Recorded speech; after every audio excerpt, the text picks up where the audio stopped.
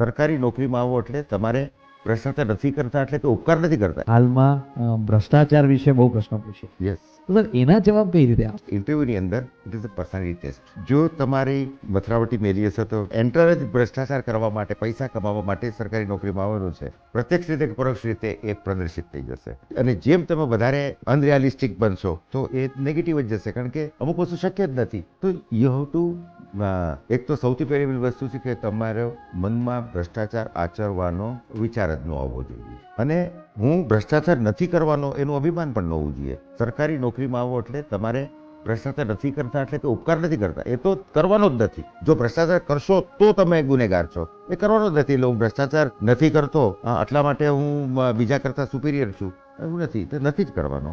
એટલે બહુ જ અનરિયાલિસ્ટિક આન્સર ના આપવા, ખૂબ જ દંભી ન બનવું. જે વાસ્તવિકતા છે એ વાસ્તવિકતામાંથી તમે પોતાની જાતને કઈ રીતે અલિપ્ત રાખી શકશો, બદીઓથી દૂર રાખી શકશો, અને શક્ય હોય ત્યાં સુધી કેટલા અંશે દાગ રહિત રહી શકશો. અને અવાસ્તવિક પ્રમાણે જવાબો દેવાથી તમે પોતે જ મુશ્કેલ, કારણ કે પછી એ તમને પૂછશે પણ કેવી રીતે કરશો, તો એ તમારી પાસે જવાબ હોવો જોઈએ.